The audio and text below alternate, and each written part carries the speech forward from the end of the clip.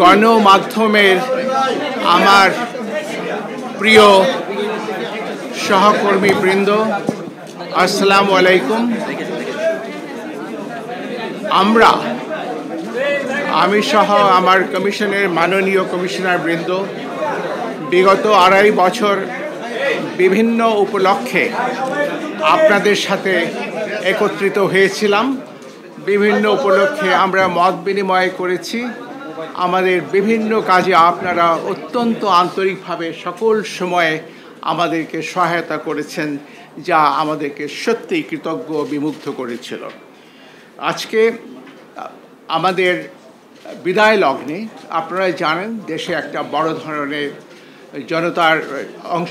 ছাত্র জনতার যে অভ্যুত্থান, এটা আমাদের দেশকে আগামীতে প্রবল সংস্কারের দিকে এগিয়ে নিয়ে আরও সুন্দর একটি বাংলাদেশ সৃষ্টির যে প্রতিশ্রুতি দেওয়া হয়েছে, আমরা সকলেই আশাবাদী সেই স্বপ্ন অচিরেই বাস্তবায়িত হবে। আগামী দিনের বাংলাদেশ সকল বিষয়ে প্রশাসন, বিচার, নির্বাচন সব কিছুই অনেক সুন্দর হবে। আমি আমার বক্তব্য দীর্ঘায়িত করব না। আমি ছোট একটি বক্তব্য লিখে নিয়ে এসেছিলাম। আপনারা যদি ধৈর্য সহকারে শ্রবণ করেন আমি কৃতার্থ হব। দেশের প্রথম সাংবিধানিক সাধারণ নির্বাচন 1973 সালে অনুষ্ঠিত হয়েছিল। সেই নির্বাচন নিয়েও ছিল অনেক বিতর্ক।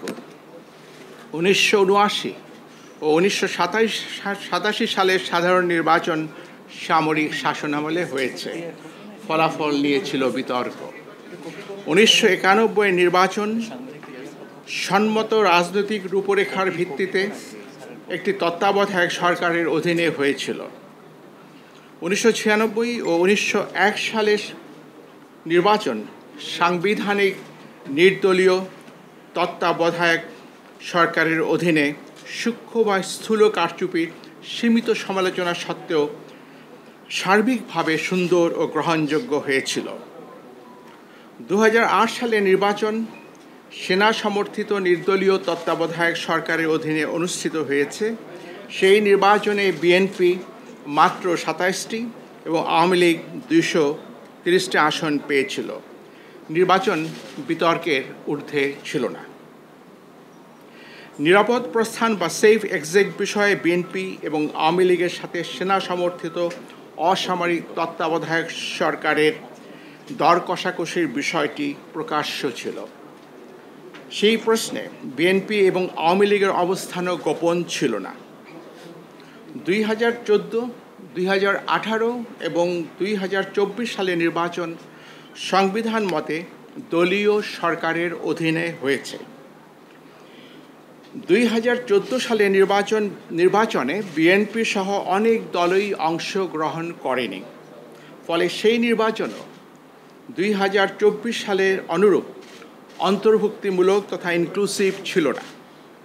2018 সালের নির্বাচনে বিএনপি অংশগ্রহণ করেছে, নির্বাচন ইনক্লুসিভ ছিল।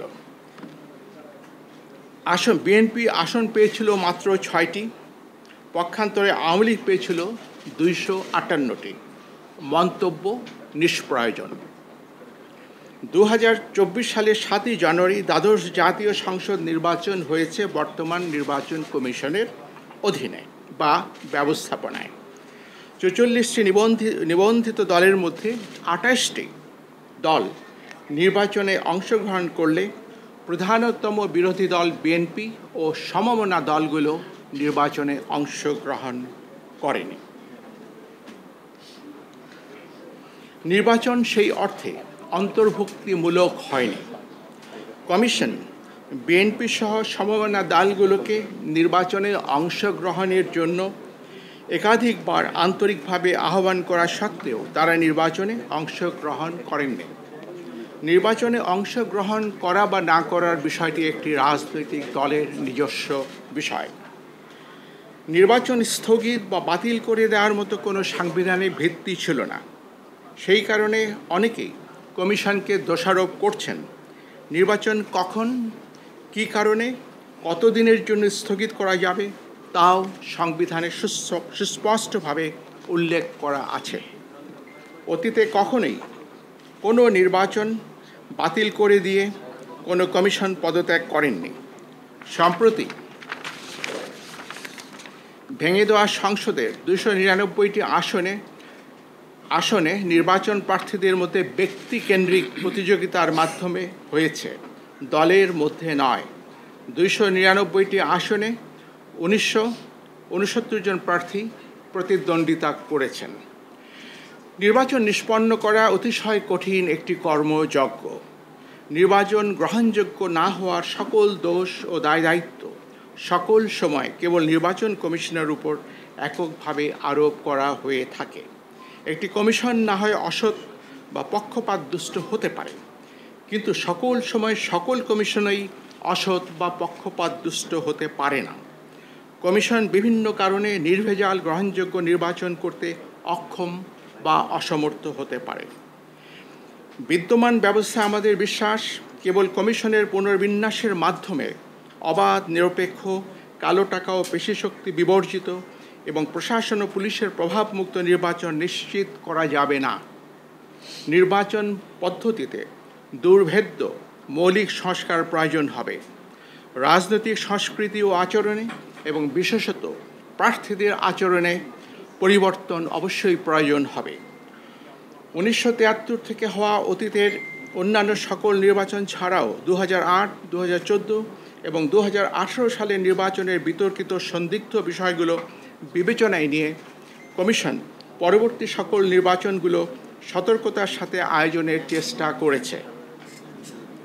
জাতীয় এবং স্থানীয় সরকারের বিভিন্ন স্তরের নির্বাচনে দিনের বেলায় ব্যালট পেপার প্রেরণ, কতিপয় উপনির্বাচনে ভিডিও পর্যবেক্ষণ, ইভিএমের ব্যবহার, দেশের সকল জেলায় একই দিনে, তবে প্রতিটি জেলা প্রশাসনিক সীমানার মধ্যে মাঝে 3 থেকে 5 দিন বিরতি দিয়ে 5 থেকে 6টি ধাপে নির্বাচন অনুষ্ঠান, সরকারি কর্মকর্তাদের ব্যাপকভাবে রদবদল ইত্যাদি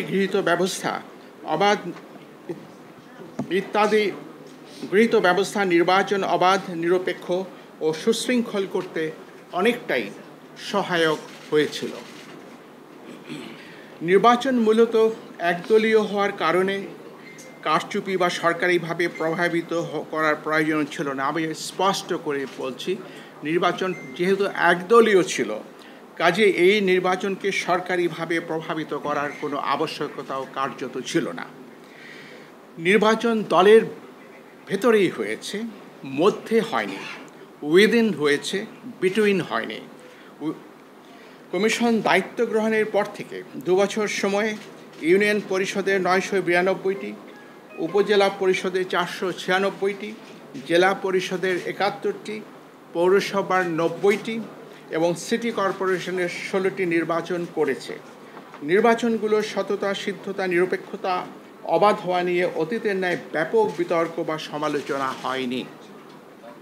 উপনির্বাচন সহ জাতীয় সংসদের মোট 318টি আসনে কমিশন নির্বাচন করেছে।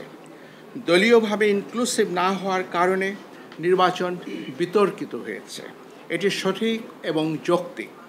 কিন্তু বাংলাদেশের 53 বছরের ইতিহাসে কোনো নির্বাচন কমিশন সংবিধান উপেক্ষা করে স্বেচ্ছায় নির্বাচন না করে বা বাতিল করে দিয়ে পদত্যাগ করেছে এবং সেই কারণে নির্বাচন হয়নি এমন কোনো দৃষ্টান্ত বা উদাহরণ নেই।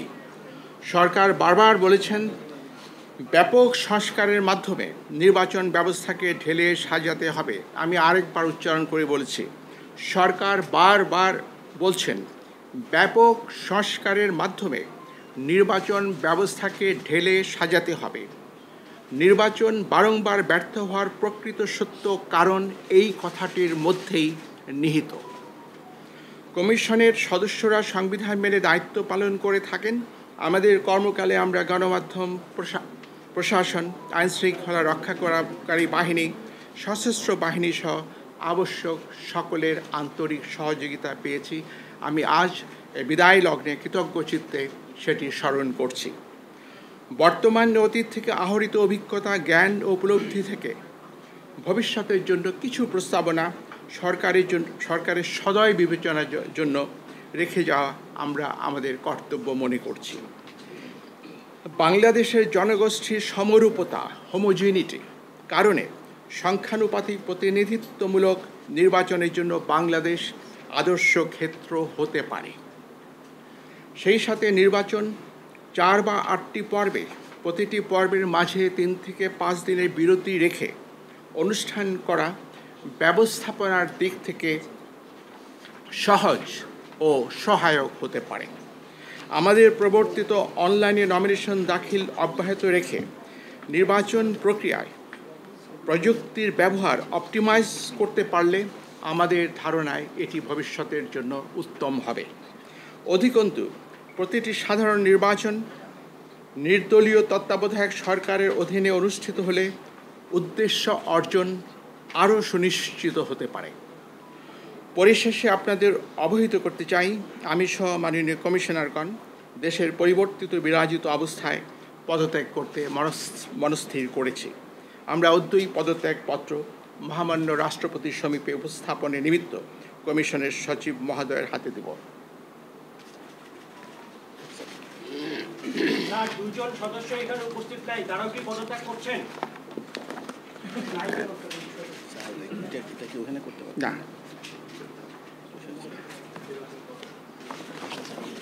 সচিব আসে। Thank you.